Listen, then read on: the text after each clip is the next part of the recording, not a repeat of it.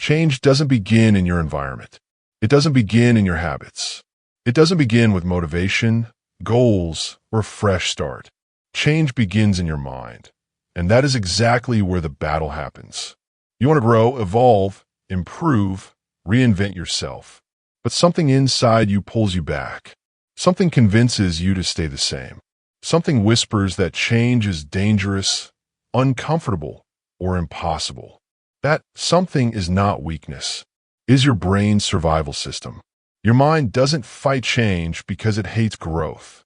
It fights change because it loves safety. And anything unfamiliar, even if it's better for your future, feels unsafe to a brain wired for predictability. This audiobook will uncover the silent battle happening inside you. The battle between who you are and who you're meant to become, between your comfort and your potential, between your survival instincts and your desire to evolve. You will learn why your mind resists change, how to break that resistance, and how to take control of your transformation once and for all. You're not broken. You're not lazy. You're not unmotivated. You're fighting a battle you were never taught to understand. Until now. Chapter 1. The Survival Brain. Why your mind prefers safety over growth. Your mind is not wired for greatness. It is wired for survival. This is the first truth you must understand if you want to win this silent battle inside you. Your brain isn't against your dreams, your goals, your growth. It's simply operating on a system built thousands of years ago. A system designed to keep you alive, not to help you evolve. Modern growth goals, like starting a business, becoming disciplined, changing habits, or breaking generational patterns, were never part of the brain's original blueprint. Back then, survival meant sticking to what was predictable. Predictability meant safety. Safety meant life. This ancient logic still operates within you today, silently shaping your decisions. Your brain prioritizes safety over improvement. The first battle you must confront is internal. Your survival brain is more powerful than your growth brain. Your survival brain says, "Stay here. Don't change. Don't risk anything." Your growth brain whispers, "We can do better. We can transform. We can evolve." The survival brain wins most days because it is loud, emotional, instinctive, and fast. The growth brain is quieter, slower, reflective, and requires energy. When you try something new, wake up earlier, start a new project, express your feelings, or break a habit, your survival brain interprets these actions as threats, not improvements. Growth requires stepping into unfamiliar ground. Your brain sees unfamiliarity as danger. This is why you resist even the changes you want. Predictability reduces stress, even when predictability is harmful. Your brain has one deeply embedded priority: reduce danger. But the brain uses predictability as its measuring tool. If something is repeated, familiar, or routine, the brain assumes it must be safe, even if it's destroying your future. This is why people stay in unhealthy relationships, unsatisfying jobs, toxic friendships, self-sabotaging habits, limiting identities. These patterns may be painful, but they are known. And to the survival brain, known equals safe. Unknown equals risk, and risk equals potential threat. Your brain would rather give you familiar pain than unfamiliar possibility. New behaviors trigger the brain's threat response. Change, even positive change, creates internal turbulence. When you attempt something new, like setting boundaries, being honest, exercising, studying, or taking a risk, the brain activates the amygdala, the threat detection center that screams, "Stop! This doesn't feel normal. Retreat." This biological alarm system was designed to protect you from predators, not from a new morning routine. But your brain cannot differentiate between a life-threatening danger and a psychologically uncomfortable challenge, so it treats them the same. This is why your heart races when you make a difficult decision, why resistance rises when you try to start a new habit, Why fear appears when you step outside your comfort zone. Your brain isn't saying you can't grow. It's saying it doesn't recognize the territory. The comfort zone is a neurologically reinforced loop. People believe the comfort zone is a mindset. It's not. It's a neural loop, a set of reinforced pathways your brain has rehearsed for years. Every repeated behavior strengthens the associated neural circuit. Wake up late, reinforced. Avoid conflict, reinforced. Scroll when stressed, reinforced. Procrastinate, reinforced. Doubt yourself, reinforced. The brain is not judging these behaviors. It is simply reinforcing whatever you do repeatedly. Your comfort zone is not cozy. It is practiced. And what the brain practices, it protects. Growth feels dangerous because it disrupts neural stability. When you try to break a long-standing pattern, you are not just changing behavior. You are rewiring the brain. And the brain resists rewiring because it requires energy, uncertainty, and effort. It prefers staying in the already built pathways, rather than constructing new ones. Growth destabilizes these neural pathways briefly, and your survival brain interprets this destabilization as danger. But here's the real truth.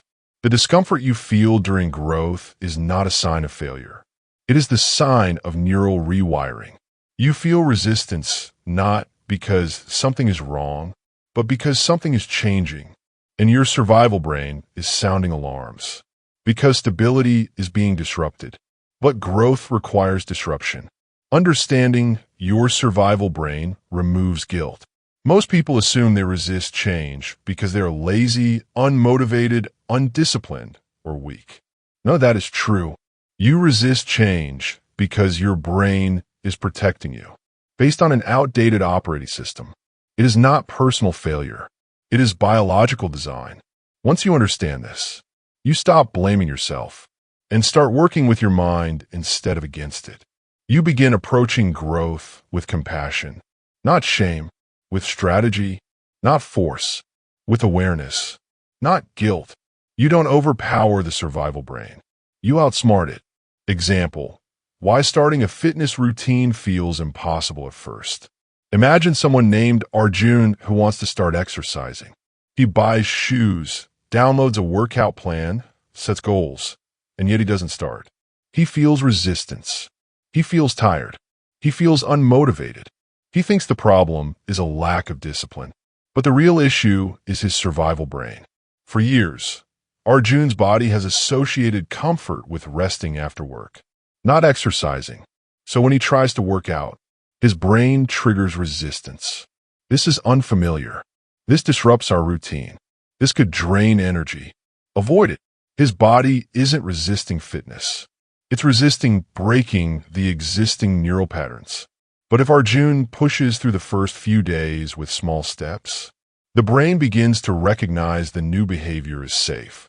After a few weeks, the resistance fades because new pathways form. He didn't become stronger. His brain adapted. This is how all change works. Chapter 2: Fear of the Unknown, the real block behind change. There's a quiet, invisible force that stops more people than failure ever has. It is not weakness. It is not lack of discipline. It is not lack of desire. It is fear, but not fear of failure, rejection, or judgment. The mind's deepest resistance comes from something far more primal. Fear of the unknown. The unknown represents anything your brain cannot predict, calculate, or control. And because unpredictability threatens the survival system, your mind treats the unknown as danger, even if the unknown could lead to a better life. This chapter exposes how uncertainty hijacks your psychology, why it paralyzes you, and how you can overcome it through strategic, conscious action. Humans fear uncertainty more than failure. Most people don't resist change because they think they'll fail. They resist it because they can't map what comes next. The brain is a prediction machine. It survives by forecasting outcomes. If I touch this pain, if I choose that reward, if I follow this path, safety. When the outcome is predictable, the brain stays calm. But when the future is unclear, the brain enters defense mode. What if this goes wrong? What if I'm not ready? What if I can't handle what comes next? What if the unfamiliar is unsafe? The brain prefers a predictable misery over an unpredictable possibility. This is why people stay in jobs they hate, relationships that drain them, habits that hurt them, or patterns that limit them. The unknown is scarier than the known, even when the known is painful. The unknown future activates anxiety circuits in the brain. When you attempt change, starting a new habit, changing careers, setting boundaries, taking a risk, your amygdala, the brain's alarm system, interprets the unknown as a threat. Uncertainty triggers racing thoughts, increased heartbeat, tension in the chest, restlessness, mental overthinking, avoidance. These sensations are not signs that something is wrong. They are signs that your brain doesn't have enough information to feel safe. Your nervous system reacts to ambiguity the same way it reacts to danger, even when the danger is imagined. This is why change feels overwhelming long before you even begin. Your mind creates worst-case scenarios to stop you from acting. When faced with the unknown, the brain fills the gap with fear. This is called catastrophic forecasting. Your mind imagines, what if everything goes wrong? What if I embarrass myself? What if I can't handle it? What if the future falls apart? The brain doesn't create these scenarios because they're realistic. It creates them because they feel protective. Worst case thinking prevents movement, and preventing movement keeps you safe. This is an emotional shield, not a logical analysis. The mind exaggerates the danger, so you won't take the risk. Avoidance becomes a coping mechanism for dealing with the unknown. Because uncertainty feels threatening, your brain adopts a simple pattern. Avoid the unknown, feel safer. This avoidance shows up as overthinking, procrastination, perfectionism, not ready yet, making excuses, downplaying your dreams, choosing comfort repeatedly. Avoidance becomes a psychological drug. It instantly reduces anxiety. But while avoidance protects you in the short term, it destroys progress in the long term. Every time you avoid the unknown, your comfort zone becomes smaller, your fear becomes larger, and your potential becomes dimmer. Avoidance is the mind's attempt to protect you, but in doing so, it traps you. Exposure to uncertainty gradually reduces fear responses. The good news is this: fear of the unknown can be unlearned. You reprogram your brain by exposing it to small, controlled doses of uncertainty. This process is called gradual desensitization. When you take small steps toward the unfamiliar, your brain realizes, this didn't kill us. We can handle this. Neural pathways update. Fear begins to shrink. Confidence begins to grow. You don't become fearless by thinking. You become fearless by moving. Small exposures, reduced threat response, expanded comfort zone. This is how your mind learns to trust the unknown. You grow when your tolerance for ambiguity increases. Growth requires emotional flexibility, the ability to act without knowing the full outcome. This means accepting that you won't have all the answers. You won't always feel ready. You won't be able to predict everything. You won't have complete control. And yet, you move anyway. People with high tolerance for ambiguity adapt faster, learn faster, and succeed faster because they don't need certainty to take action. They trust their ability to handle whatever comes next, not because the future is safe, but because they are capable. Growth is not about eliminating the unknown. It's about strengthening yourself to walk into it. Example: why changing careers feels terrifying.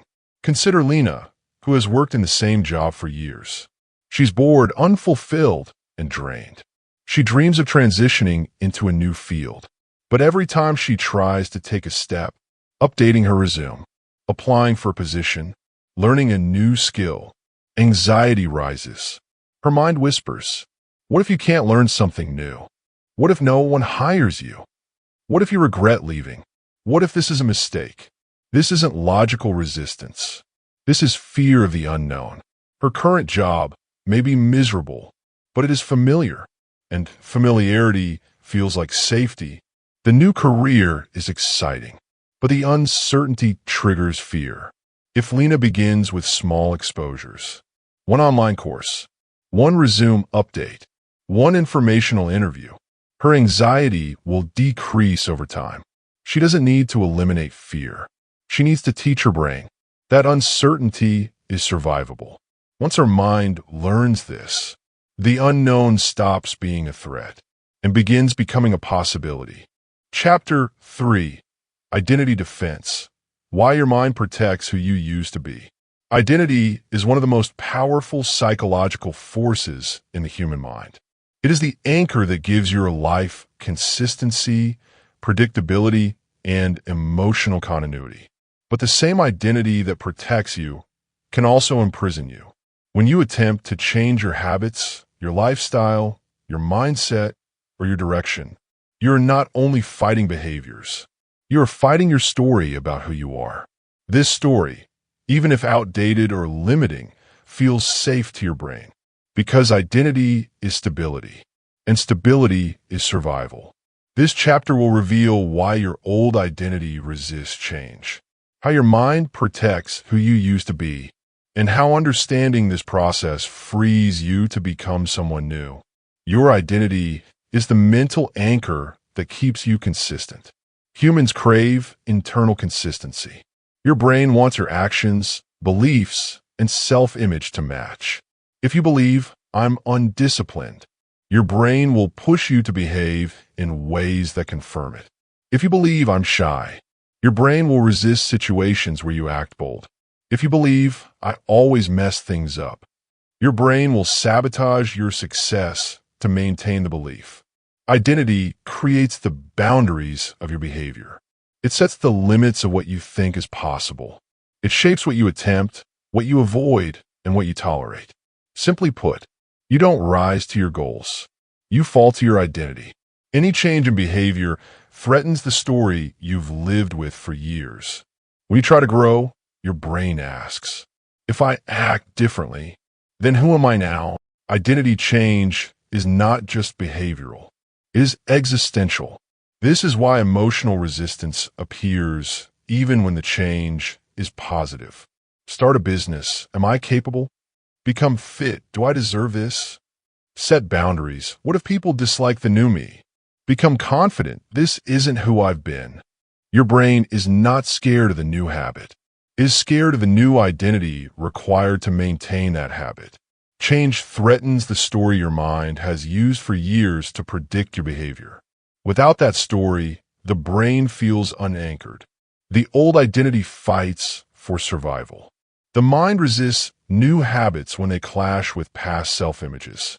Your identity influences your habits, but your habits also reinforce your identity. It's a loop. Identity, behavior, reinforcement, identity. If you've spent years thinking, I'm bad with money, I'm not athletic, I'm not confident, I'm not consistent, your mind has built emotional and cognitive patterns that match these identities.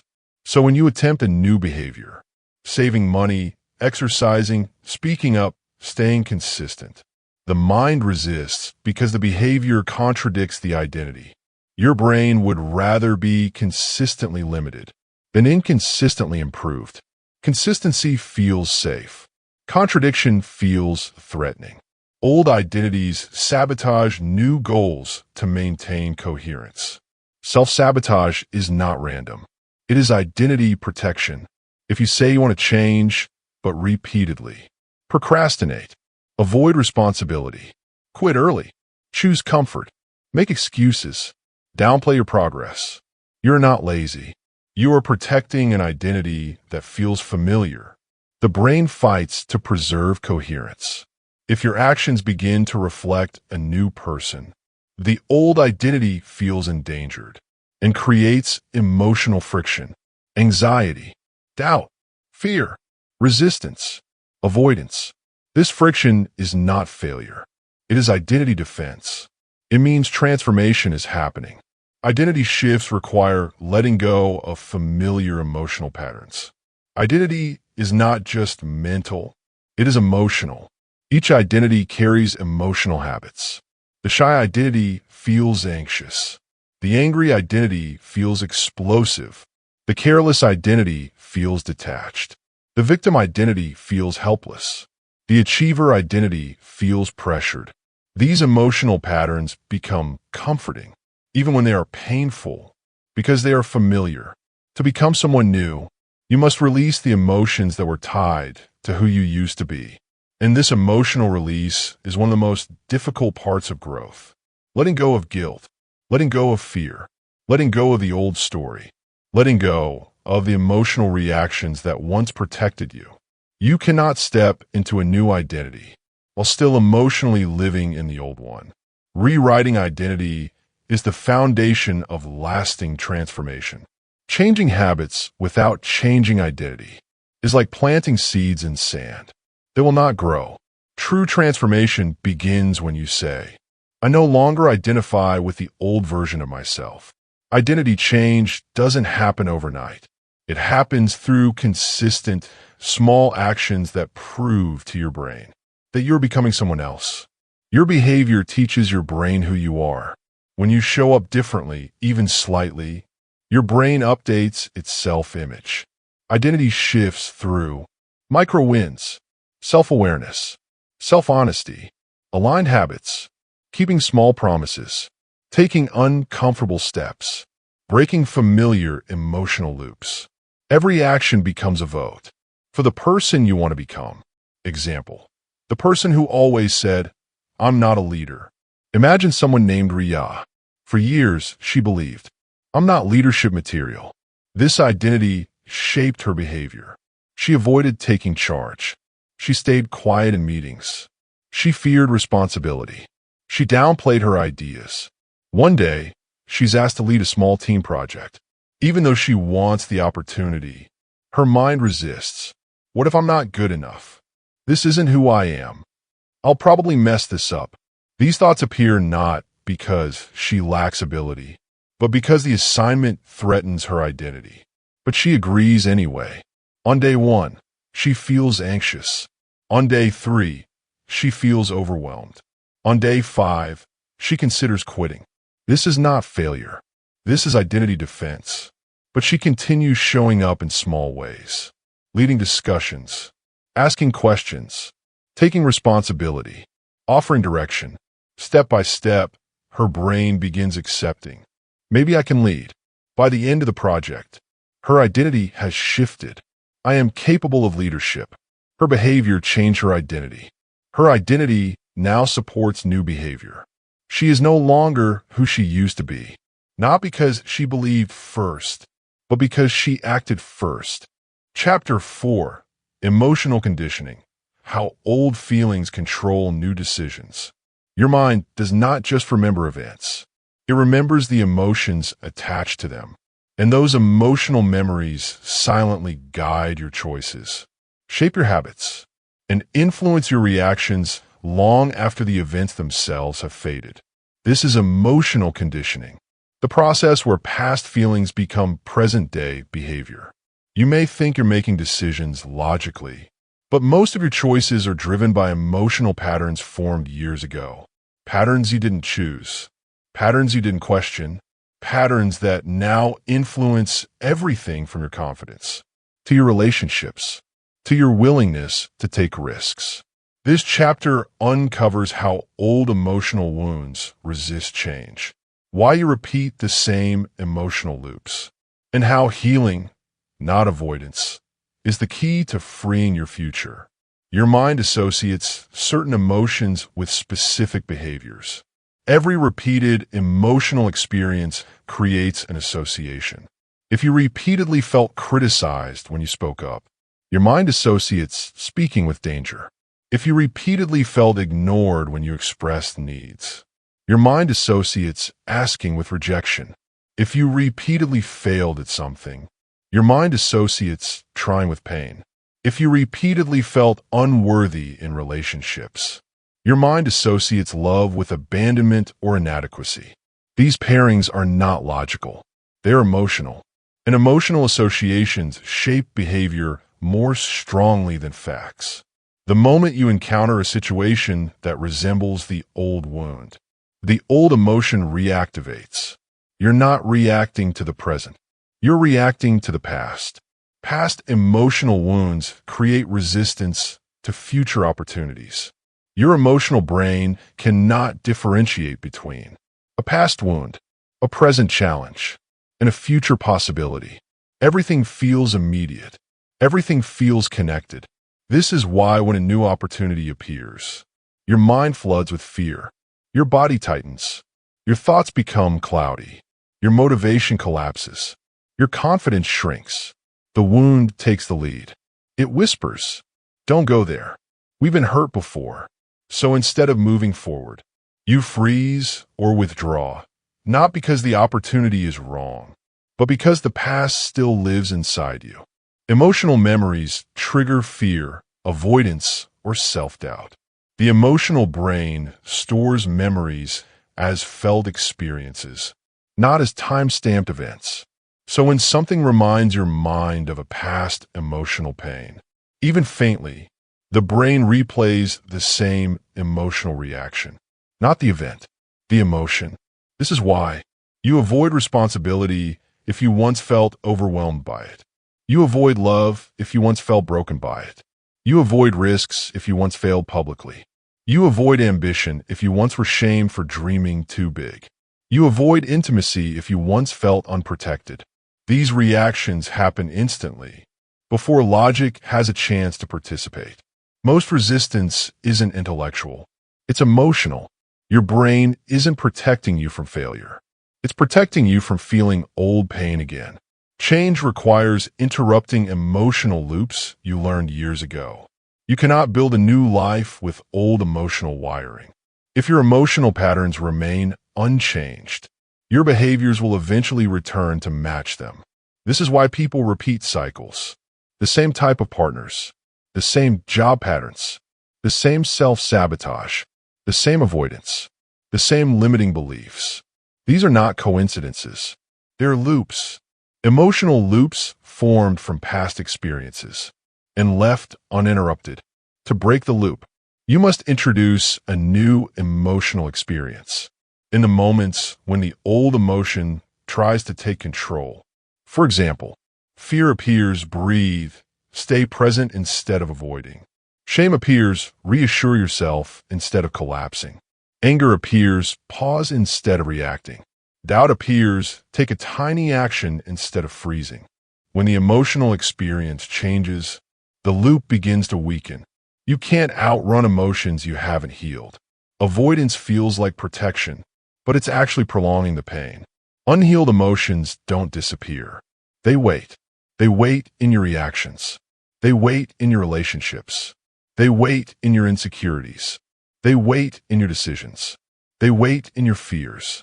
They wait in your patterns. Avoiding discomfort might give temporary relief, but it costs long-term growth. Healing begins when you stop running and finally let yourself feel what you've been avoiding. Feeling is not failure. Feeling is liberation. When the emotion is processed, its power dissolves. Your mind no longer needs to protect you from it. Your behavior can finally change. Stability comes from regulating emotions, not avoiding them.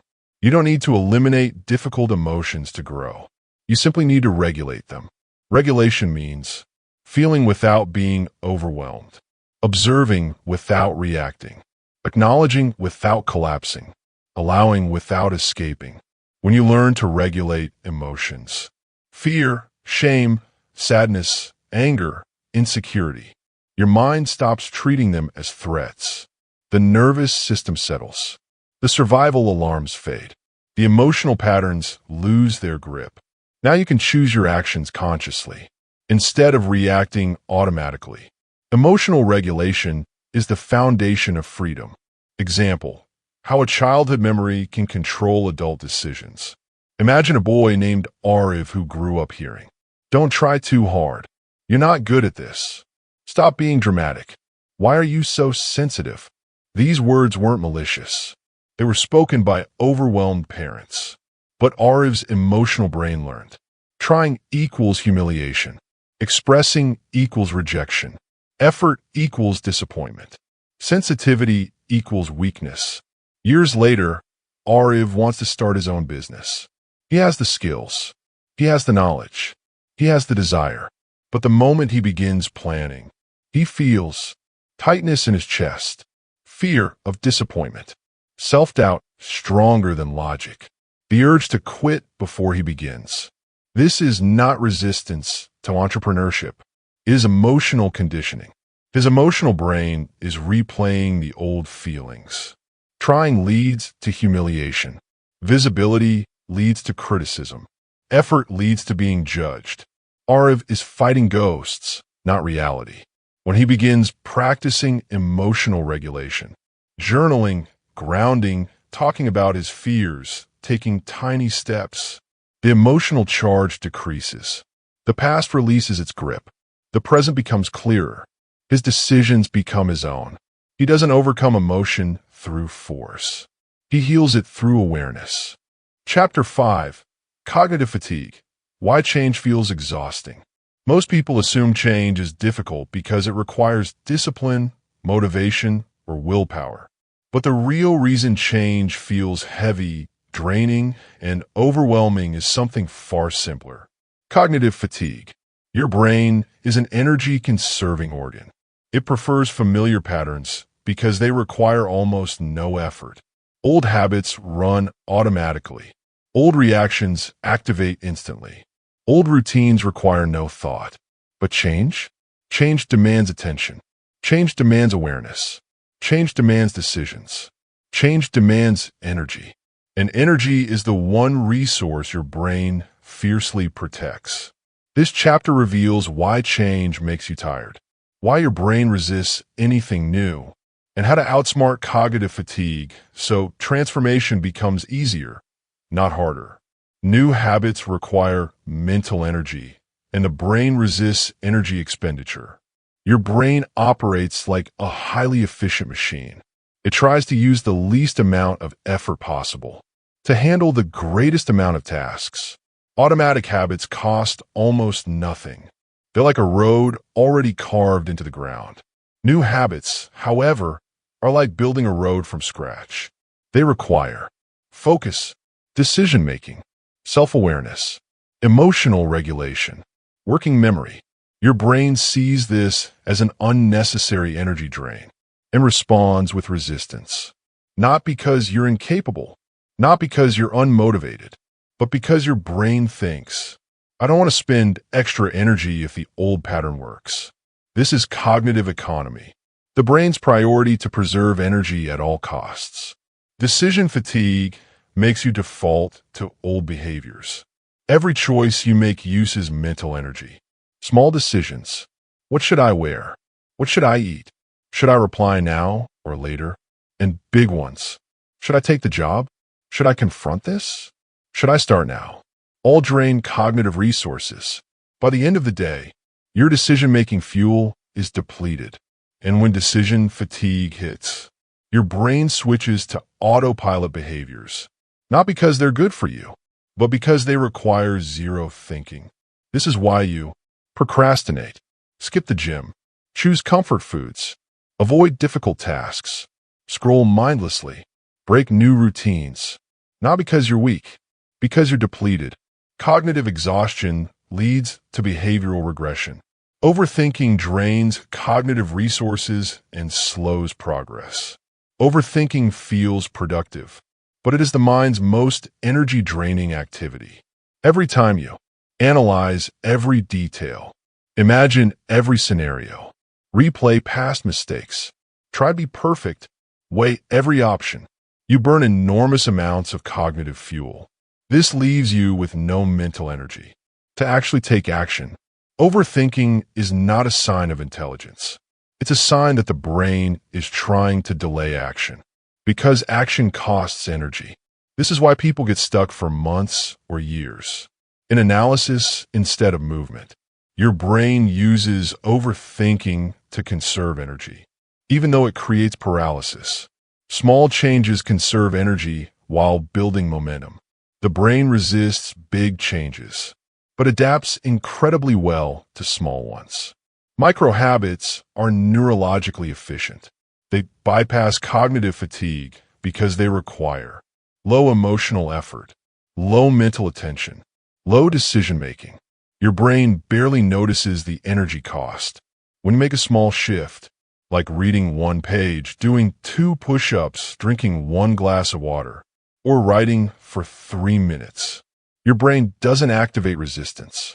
Over time, these tiny changes build momentum, rewiring your brain without triggering exhaustion. Small steps create sustainable pathways. Big changes create burnout. Consistency reduces effort by creating new neural pathways. Every time you repeat a new behavior, your brain strengthens that neural pathway. After enough repetition, the path becomes automatic, requiring far less energy than before. This is why consistency is more powerful than intensity. Consistency transforms confusion into clarity, effort into ease, habits into identity, fear into familiarity. Once a habit becomes automatic, your brain no longer fights it. The energy cost decreases. Cognitive fatigue fades. The thing that once felt exhausting begins to feel natural, not because the habit became easier, but because the brain became more efficient. Rest and recovery are essential for psychological transformation. Most people underestimate the role of rest in change. You cannot fight your survival brain. Regulate your emotions, shift your identity, and build new habits without giving your mind time to recover. Mental exhaustion blocks growth. Rest restores the ability to choose consciously. Rest is not laziness. Rest is neurological repair. Rest rebuilds your ability to adapt. Rest stabilizes your emotional system. Rest gives your mind space to integrate change. Without rest, your brain cannot rewire properly. Change requires energy. Energy requires rest. Example: why a person fails their new morning routine after 1 week. Imagine someone named Karen who wants to become a morning person. He sets a strict routine. Wake up at 5 a.m. Exercise. Journal. Read. Prepare for work mindfully. For the first 2 days, he succeeds. By the 3rd day, he feels tired. By the 5th day, he hits snooze. By the 7th day, he stops completely. He assumes he lacks discipline. But the real issue? Cognitive fatigue. Karen attempted to overhaul multiple behaviors at once. Sleep schedule, physical routine, emotional routine, mental focus, planning habit. Each one required massive cognitive energy. His brain simply couldn't handle the sudden load. If Karen had started with waking up 15 minutes earlier for 1 week, then adding a 2-minute stretch, then adding 5 minutes of journaling, his brain would have adapted gradually. Small steps equals low fatigue. Low fatigue equals higher consistency. Higher consistency equals stronger neural pathways. Stronger pathways equals permanent change. Karen didn't fail. His strategy did. Final insight for this chapter. Change doesn't exhaust you because you're weak. Change exhausts you because your brain is doing hard work. Work it wasn't designed to do all at once. When you understand cognitive fatigue, you stop blaming yourself and start designing change that your brain can actually sustain. Transformation is not about intensity. It's about energy management. Chapter 6, The Habit Prison, How Repetition Locks You In. Most people think habits are small behaviors repeated daily, but habits are much deeper than that. They're psychological prisons built from repetition, systems that operate beneath your awareness, patterns that shape your entire identity without your permission. You don't just perform habits. You live them. You think through them. You feel through them. You define yourself through them. Habits are the brain's way of conserving energy. but the very mechanism designed to protect you can also trap you. This chapter reveals how habits lock you into old cycles, why breaking them feels impossible, and how you can escape the habit prison through structural and environmental shifts, not by relying on motivation or willpower. Habits automate 80 to 90% of your daily behavior. You might think you're consciously making most of your decisions. You aren't. Studies show that up to 90% of your actions each day are automatic. How you start your morning, what you eat, how you speak, how you react emotionally, how you unwind, how you deal with stress, how you procrastinate, how you soothe discomfort. Your brain loves automation because it conserves energy. But automation means your past self is living your present life. If those habits were formed during a period of fear, survival, or low awareness, they will continue running your life today. Without intervention, your future becomes a replica of your past. Even harmful habits feel right because they are neurologically reinforced. People assume they repeat harmful behaviors because of weakness. But the truth is this: the brain interprets repetition as correctness, not morality, not logic, just repetition. If you avoid conflict daily, procrastinate often, overthink regularly, comfort eat when stressed, scroll during anxiety, talk yourself out of opportunities, your brain has wired these patterns as the correct response, simply because it has repeated them enough times. Familiar is not equal to healthy. Familiar is not equal to helpful. Familiar is not equal to aligned. The brain confuses familiarity with safety. This is why you return to behaviors you intellectually know are harmful. The habit loop, cue, routine, reward, traps you in old cycles. Every habit, good or bad, exists because of a loop.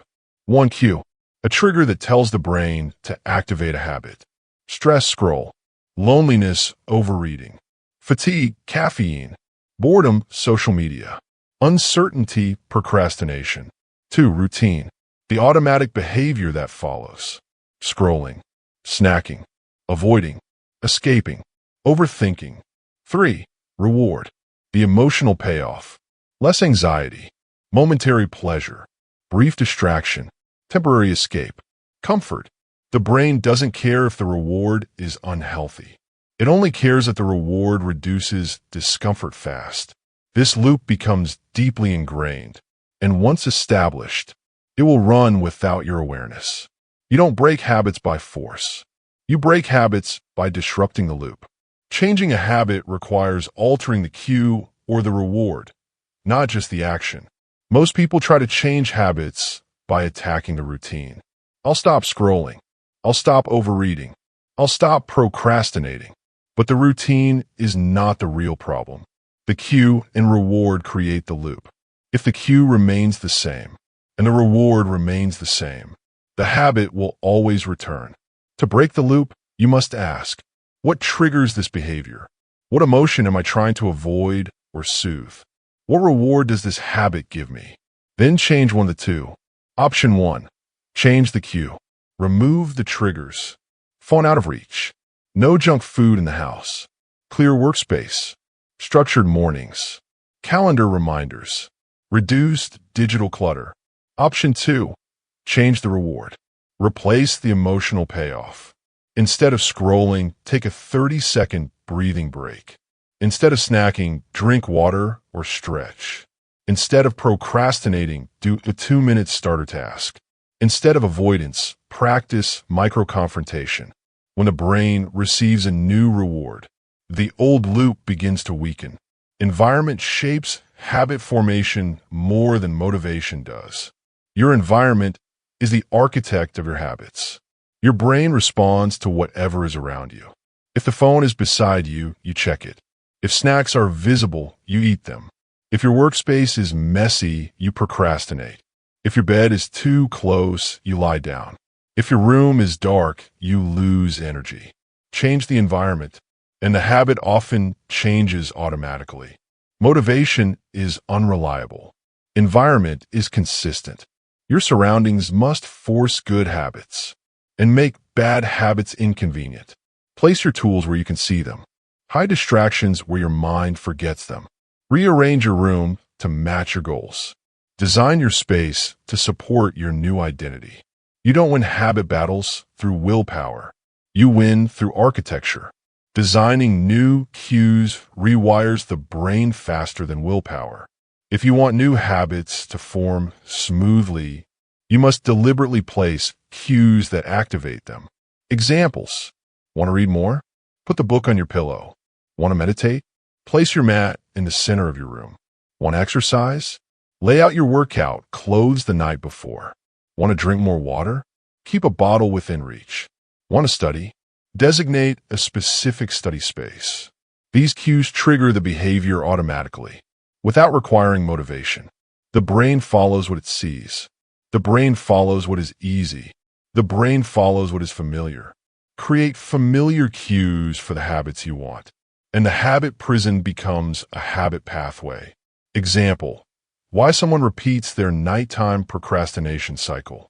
Meet Anya. Every night, she says, I'll sleep early tonight. But when the time comes, she ends up scrolling until 1 a.m. She blames herself, but she's caught in a habit loop. Q. Fatigue plus desire to escape the day. Routine. Browse social media for just 5 minutes. Reward. Distraction from stress plus dopamine release. Even if Anya wants to sleep early, her environment and emotional pattern reinforce the habit. To break this loop, she must move the phone out of reach, change cue. Replace scrolling with a 3-minute relaxation ritual, change routine. Reward herself with a feeling of calm instead of stimulation, change reward. Within weeks, the old habit begins to fade because the loop has been rewritten. Anya didn't change through willpower. She changed through structure. Final insight for this chapter. Habits are not signs of who you are. They are signs of what you've repeated. And repetition can be rewritten. You are not imprisoned by your habits. You are imprisoned by your lack of awareness of how habits work. Once you understand the loop, the cues, the rewards, and the environmental triggers, you take control. Your habits no longer shape your life. You shape them. Chapter 7. The Ego's Fear of Failure. Why you protect your image more than your future. Every person who tries to change eventually encounters a hidden force. Not fear, not laziness, not lack of discipline, but ego. The ego is the part of your identity that wants to appear capable, competent, confident, strong, in control. And because the ego is obsessed with protecting your image, it will often sabotage your future to avoid looking imperfect in the present. This chapter reveals why the ego fears failure so deeply, how it disguises itself as logic, hesitation, or not ready yet, and what you must do to outgrow this internal barrier. If you want to transform your life, the ego resists actions that might expose imperfection. The ego is fragile. It cannot tolerate the idea of being seen as inexperienced, vulnerable, uncertain, or flawed. So when you try something new, start a business, speak up, learn a skill, take a risk, change careers, express emotions, the ego panics. It whispers, what if I look stupid? What if I fail? What will people think? What if I can't do it perfectly? These thoughts aren't fears of the action. They are fears of identity damage. To the ego, looking imperfect feels more dangerous than being stuck. Fear of looking foolish prevents bold steps toward growth. Most people don't fear failure. They fear the perception of failure. Consider this. You'll try something privately, but not if others can see you. You'll practice a skill alone, but not in front of people. You'll dream boldly internally, but shrink when it's time to act externally. This is ego protection. People avoid public learning, public mistakes, public rejection, public failure, because they fear the social cost more than the personal cost. But here's the truth. You can't grow and protect your ego at the same time. One must die for the other to rise. Perfectionism hides insecurity, not high standards. Perfectionism is the ego's most clever disguise. It sounds like ambition. I just want to do my best. It sounds like discipline. I need it to be perfect before I start. It sounds like responsibility. I don't want to get it wrong. But underneath perfectionism lies fear. Fear of being judged. Fear of being seen trying. Fear of not being good enough. Fear of making visible mistakes. Perfectionism is not the pursuit of excellence. It is the avoidance of embarrassment. It protects your image at the cost of your growth. Failure threatens identity, so the ego prefers inaction. When you fail, even in a small way, your mind questions your identity. If I failed, does that mean I am a failure? If I couldn't do it, does that mean I'm incapable? If I tried and lost, what does that say about me? To avoid these painful questions, the ego convinces you not to try at all. It says, not today, maybe next week. You're not ready. You need more information. Wait until conditions are perfect. Inaction becomes a shield, because you cannot fail at what you never attempt. But avoiding failure also avoids growth. Avoiding discomfort also avoids transformation. The ego prefers self-preservation over self-expansion. Taking imperfect action weakens the ego's control. The ego loses its power the moment you stop waiting to be good. Before you begin, when you act imperfectly, you disrupt the belief that you must look flawless. You break the illusion that mistakes define you. You teach your brain that failure is survivable. You reduce the emotional charge around risk. You weaken the ego's grip on identity. Imperfect action is not sloppy. It is strategic. It exposes you to reality instead of fear. It rewires your relationship with mistakes. It builds resilience. It builds evidence that you're capable despite fear. Growth doesn't require confidence. It requires willingness. Acceptance of failure builds psychological strength. Failure is not the enemy. Failure is data. It tells you what works, what doesn't, what needs improvement, what skills to build, what direction to adjust. People who grow rapidly are not fearless. They are failure literate. They understand that. Failure refines. Failure informs. Failure strengthens. Failure redirects. Failure builds emotional endurance. Acceptance of failure dissolves ego fragility. The moment you stop tying failure to your worth, you unlock a new level of psychological freedom. Now you can move freely, instead of protecting an image. Example, the talented writer who never publishes. Meet Dev. He has written dozens of stories. Many are brilliant. Some are unfinished. None are published. Every time he thinks of sharing his work, he freezes. His ego whispers, what if people criticize it? What if it's not good enough? What if they see the mistakes? What if you embarrass yourself? So Dev keeps tweaking, editing, rewriting, not improving the story, but avoiding the emotional risk of being seen. Dev's problem isn't perfectionism. It's ego protection. One day, a friend encourages him to share one page online. Reluctantly, Dev posts it. He feels terrified for an hour, then notices something shocking. Nobody attacked him. Some people enjoyed it. A few asked for more. In that moment, Dev realizes the fear was internal, not external.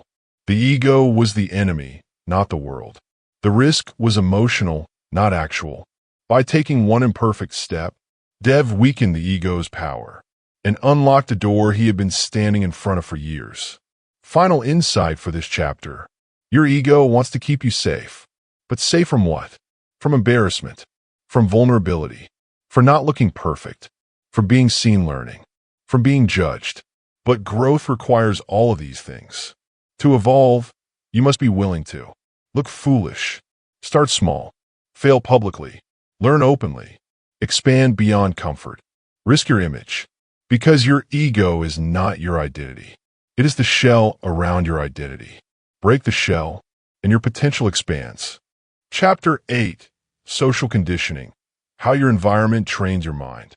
You're not just shaped by your thoughts, your habits, or your emotions. You are shaped by the people, environments, and cultures that surround you. Most of who you think you are is actually learned, not chosen, not designed, not consciously adopted. Learned. From the moment you are born, your mind absorbs the values, fears, expectations, and limitations of the world around you. Your environment trains your subconscious more deeply than any book, plan, or motivational speech ever could. This chapter explores how social conditioning shapes your identity, why certain environments keep you stuck, and how upgrading your surroundings can accelerate your transformation faster than willpower ever will. Your peer group shapes your beliefs, behaviors, and ambitions. Humans are social creatures wired for belonging. Because of this, your brain constantly mirrors the group around you, both consciously and unconsciously. If your environment normalizes complaining, playing small, avoiding discomfort, settling for less, mocking ambition, fearing risks, escaping problems, your brain absorbs these behaviors as normal. But if your environment normalizes growth, discipline, confidence, courage, risk-taking, self-awareness, self-respect, your brain absorbs that instead. Your peer group quietly programs your standards, your identity, your expectations, your mindset, your emotional tolerance, your definition of success. You become what your environment repeats, not because you're weak, but because your brain seeks harmony with the group. If your current environment is smaller than your potential will shrink to match it. Humans mirror their environment unconsciously. The brain contains something called mirror neurons, cells that automatically copy the behaviors, tones, and emotions of people around you. This is why you pick up phrases from friends, adopt habits you never intended to, absorb other people's fears, mimic their confidence or lack of it, become more like those you spend time with. You may think you're independent, but your subconscious is constantly adapting to your environment. Most people are not stuck because of lack of skill or talent. They're stuck because they're surrounded by people who reinforce their limitations. Environment is a silent teacher, and it teaches deeply. Stagnant environments normalize stagnation. If everyone around you stays the same, never grows, never challenges themselves, never takes risks, never questions their patterns, your brain begins to believe, this is how life is supposed to be. This is all I can expect. This is normal. Stagnation becomes comfortable. Comfort becomes identity. Identity becomes destiny. The longer you stay in a stagnant environment, the more difficult it becomes to imagine anything beyond it. The environment doesn't just slow growth. It rewrites your expectations for your entire life. Growth often requires distancing from old influences. This is the hard truth most people avoid. You cannot grow in every environment. You cannot evolve around everyone. You cannot reach your potential in places built for your past self. Growth requires discomfort, and sometimes that discomfort comes from outgrowing people who are comfortable where they are. It's not betrayal. It's not superiority. It's not disloyalty. It is alignment. If people around you are committed to staying the same, your growth will threaten them. And when growth threatens people, they try to pull you back, not because they hate you, but because your evolution challenges their comfort. Sometimes the bravest step in transformation is stepping away from environments that cannot support your future. A supportive environment accelerates mindset change. The right environment is not just helpful, it's transformative. When you are surrounded by people who believe in growth, take responsibility, speak about possibility, face challenges head-on, value discipline, celebrate progress, model emotional maturity, you begin to internalize those traits automatically. You don't have to force yourself to grow.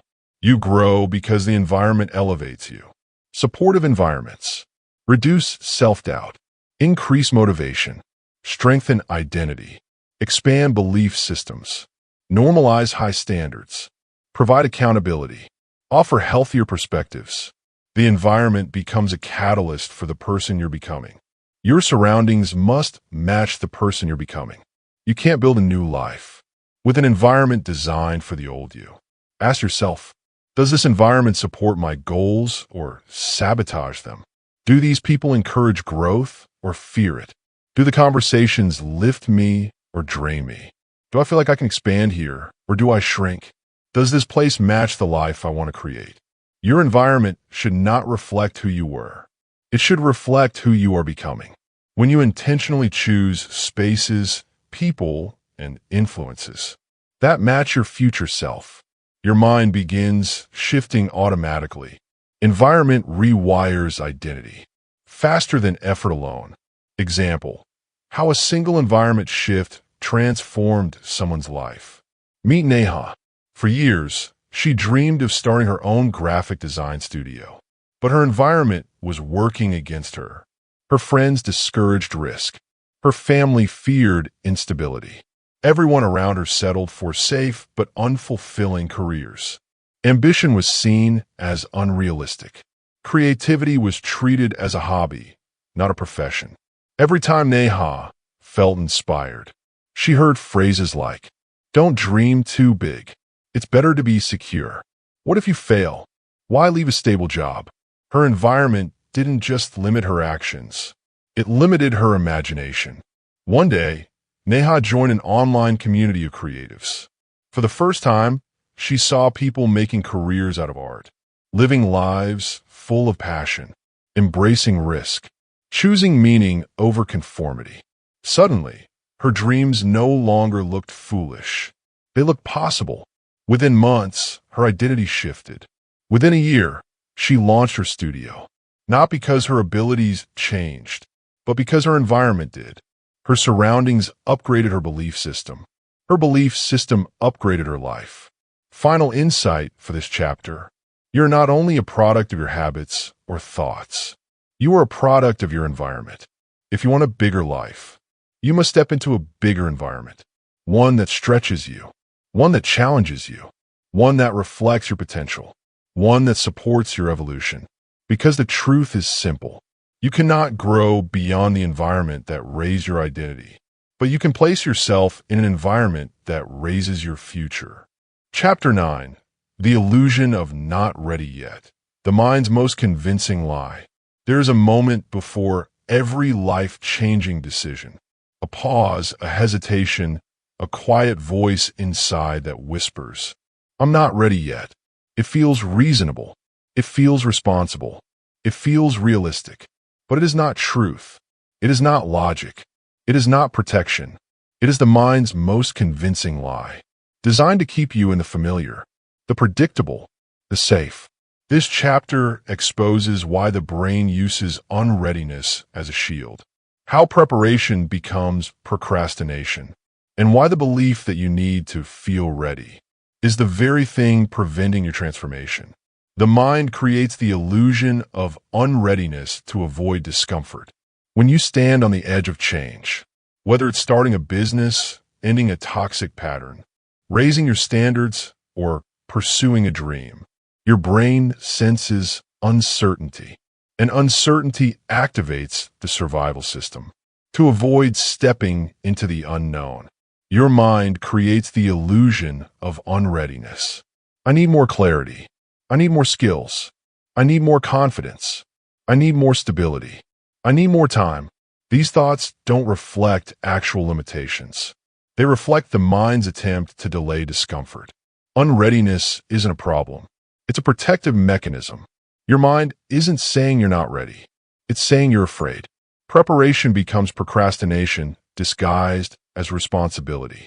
Most people don't procrastinate because they're lazy. They procrastinate because they fear doing something imperfectly. So they prepare. They research endlessly. They create detailed plans. They wait for the right moment. They try to eliminate all uncertainty. They rehearse the outcome in their head 1,000 times. It feels responsible. It feels productive, but it is avoidance in disguise. Preparation becomes a safe space, a place where you can feel busy without risking anything. But nothing grows inside preparation. Growth happens only in action. There will always be one more thing you could learn, one more skill you could build, one more sign you could wait for. If you let preparation become a shield, you will spend your life preparing and never living. You don't become ready before you start. You become ready because you start. Readiness is not a feeling. It is a formation. It forms through movement, not thinking, through experience, not planning, through mistakes, not perfection, through participation, not observation. Think about any major skill you've ever developed. You weren't ready to walk before you took your first step. You weren't ready to speak before you started babbling. You weren't ready to read before you held a book. You weren't ready to drive before you sat behind the wheel. Everything you learn by doing, not by waiting to feel prepared. Readiness is a byproduct of action, not a prerequisite for it. Certainty is impossible. Readiness is emotional, not logical. You can gather information for years. You can prepare endlessly. You can plan everything down to the last detail. But you will never eliminate uncertainty. Why? Because uncertainty is built into the process of growing. Your mind thinks readiness means, I will feel confident. I will have no fear. I will predict the outcome. I will know exactly what to do. But real readiness looks like this. I don't know what will happen, but I trust myself to figure it out. This is emotional readiness, the only kind that matters. Logical readiness is a myth. Emotional readiness is a decision. Action reveals ability more than planning does. Your mind cannot predict your true capability until you act. You cannot know how good you are, how fast you learn, how strong you are, how adaptable you are, how resourceful you are, until you throw yourself into the experience. Most people underestimate their ability and overestimate their fear. You will discover strengths you didn't know you had, only when the situation requires them. Action is a mirror. It reflects reality, not insecurity. Planning reflects fears. Action reflects truth. Growth requires acting before you feel prepared.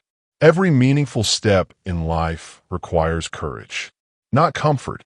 You don't grow by waiting for confidence. Confidence comes from surviving what scared you. You don't grow by waiting for clarity. Clarity comes from taking messy, uncomfortable steps. You don't grow by waiting for the perfect moment. There's no perfect moment.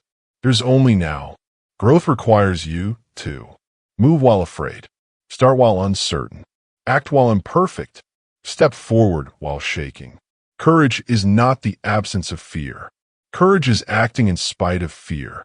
And every time you act before you feel prepared, the illusion of unreadiness loses power. Example: the person who waited years to start their YouTube channel. Meet Irvind. For 4 years, he wanted to start a YouTube channel. He had ideas, passion, equipment, everything. But he kept telling himself, I'm not ready. I need better gear. I need to learn editing first. I need to perfect my voice. What if no one watches? He spent years preparing, watching tutorials, researching algorithms, writing scripts, upgrading equipment, but he never uploaded a single video. One day, his friend challenged him, just record something on your phone and post it. Irvind reluctantly did. It wasn't perfect. He stuttered. The lighting was bad. The sound wasn't ideal, but it was real. Within a week, he had 200 views. Within a month, he had uploaded 5 more videos. Within a year, he had 10,000 subscribers. He didn't become ready and then start. He started and then became ready. His biggest transformation wasn't skill. It was identity. I am someone who takes action, not someone who waits for perfection. Final insight for this chapter. The mind's most convincing lie is, you're not ready. But here is the truth. You are ready for the first step. And the first step is all that matters. Readiness grows with movement. Clarity grows with action. Confidence grows with experience. Strength grows with challenge. You grow when you stop waiting. You don't need permission. You don't need perfection. You don't need certainty. You don't need readiness. You need willingness. And you already have that. Chapter 10. Winning the battle. How to rewire your mind for continuous change. Transformation is not a moment. It is not a breakthrough. It is not a sudden shift in mindset. Transformation is a battle, a silent, internal battle between who you used to be and who you are capable of becoming. To win this battle, you must learn how to work with your mind, not against it. This chapter brings everything together. Every fear, every habit, every identity conflict, every emotional loop, every piece of resistance you felt has been leading to this moment. The moment where you stop fighting change blindly and begin rewiring your mind intentionally. Continuous change is not magic. It is a system. And once you understand how the system works, you can create transformation on demand. Transformation begins with conscious awareness of your resistance. You cannot defeat what you do not understand. Resistance is not random. It is predictable. It is structured. It has patterns.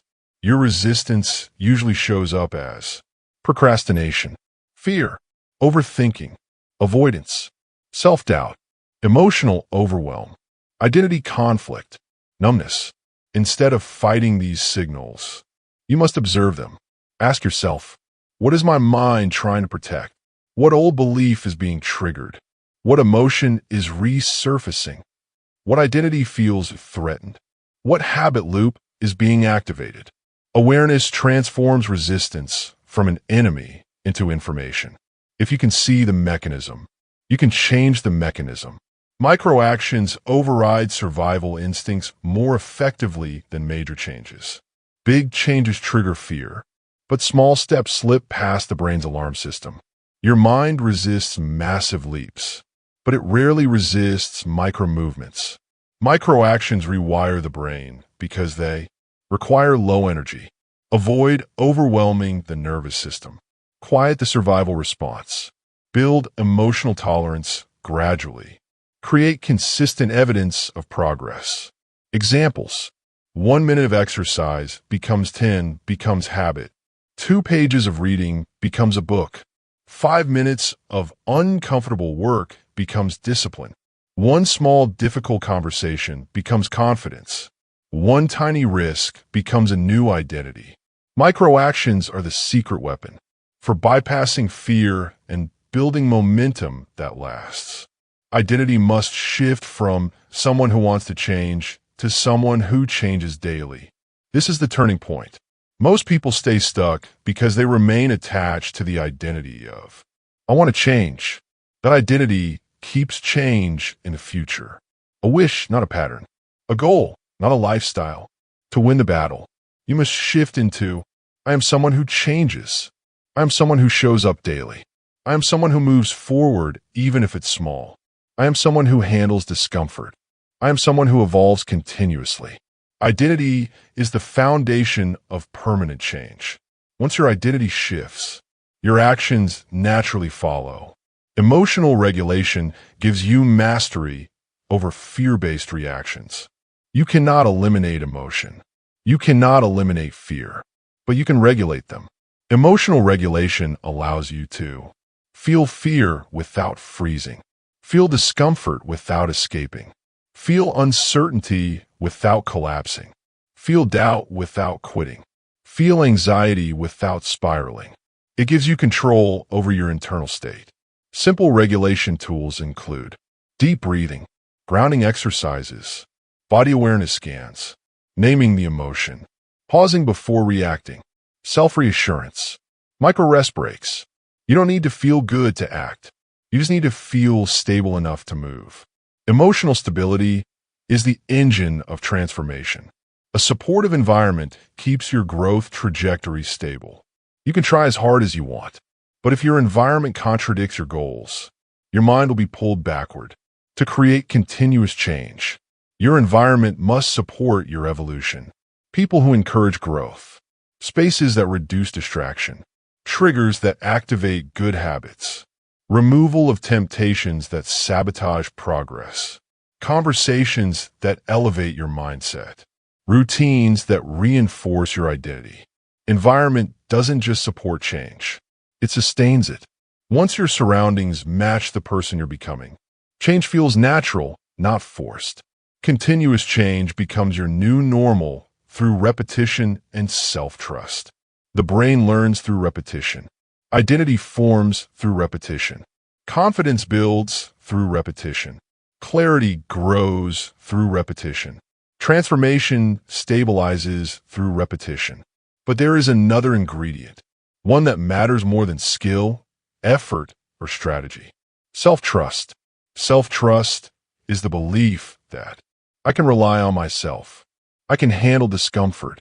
I can follow through. I can adapt to whatever happens. Self-trust is built slowly, one small action at a time. The more consistently you act, the more your brain learns. I am someone who can change. This belief is the ultimate weapon in the battle against resistance. With self-trust, your future becomes wide open. Example: how continuous change transformed a once stuck person. Meet Rohan.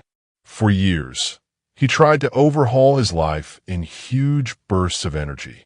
Strict diets, massive morning routines, radical work plans, huge goals with zero flexibility. Every attempt ended the same way: burnout, guilt, and regression. But one day, he learned a different approach. Start tiny. Repeat daily. Focus on identity, not perfection. Regulate emotions instead of avoiding them. Design an environment that supports who you're becoming. He began with 2 minutes of journaling, 3 push-ups, 5 minutes of reading, a single glass of water, 1 micro step in his creative project. No overwhelm, no ego, no pressure. Day by day, the steps grew. Week by week, his behavior shifted. Month by month, his identity transformed. Rohan didn't change because he became disciplined. He became disciplined because he changed. Slowly, steadily, neurologically. He won the silent battle not through force, but through strategy. Final insight of the book: resistance does not disappear. Fear does not disappear. Old patterns do not disappear. You outgrow them. You become stronger than the fear, wiser than the pattern, more conscious than the identity you once clung to, more intentional than the environment that shaped you. Winning the silent battle doesn't mean eliminating difficulty. It means developing the mind that can rise above it. Your mind is not your enemy. It is a powerful machine waiting for direction. And now, you know how to lead it. This is where the real journey begins. Not when the resistance ends, but when you stop running from it and start rising above it. Continuous change isn't a dream. It's a system, and now it's yours. You now understand the truth. The greatest battle in your life will never be against the world, never be against other people, never be against circumstances. It will always be you versus your own mind. The fears, the stories, the habits, the identity, the emotional patterns, all designed to keep you safe, even if that safety destroys your potential. But now you see the enemy clearly. And once you see it, you can fight it. You can interrupt old patterns. You can step into discomfort. You can rewrite your identity. You can create new habits. You can build emotional strength. You can shift your environment. You can act before you feel ready. The silent battle is no longer silent. You've learned the psychology. You've learned the patterns. You've learned the resistance mechanisms. You've learned how to win. And now the only thing left is to choose change. Not tomorrow, not someday, but today. Your mind will fight you, but now you have the tools to win.